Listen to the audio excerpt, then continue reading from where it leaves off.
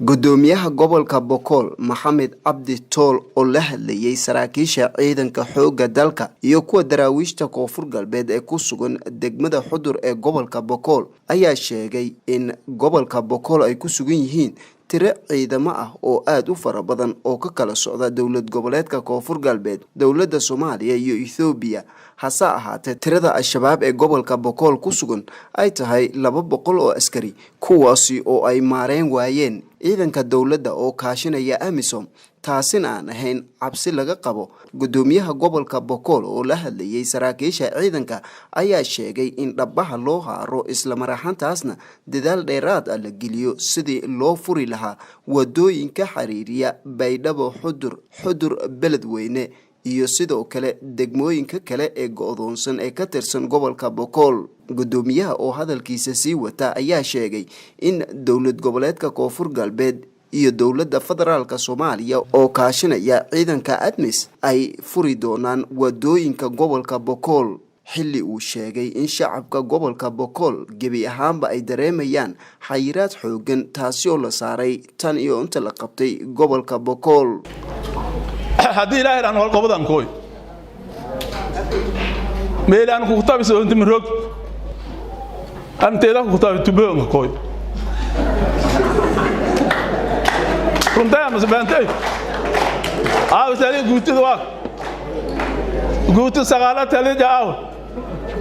ma dehel kil ku wareejay teeda la ku wareejay hatana ma tubeon kooy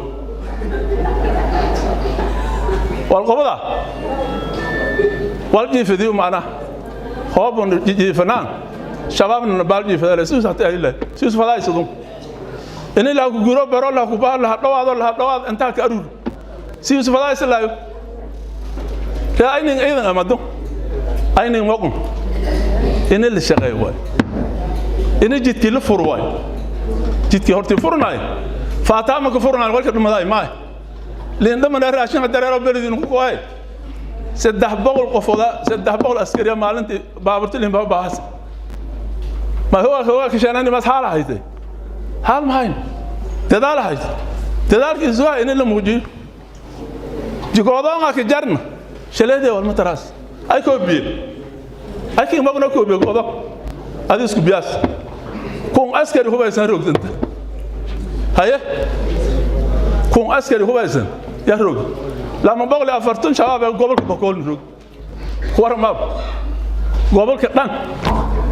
لما بقول أفرتون نروق أنت نكون عسكري نروق مركزا واضح إن ما لنا جيت أنا نفدد أنا نسفد أنا جيت شغل ما أقوليني دمشق ما أقوليني والقبس ما أقوليني لا أقول ما فداي فدي جاي تومن كار كهلا لان كاس أنت رو تومن كار فدا سكالاسا كارول من تويو إلهي أبارتن وبي إلهي نقولي جيتكار لفراء شباب اللي يسكت دوه أبارت ساسك بحث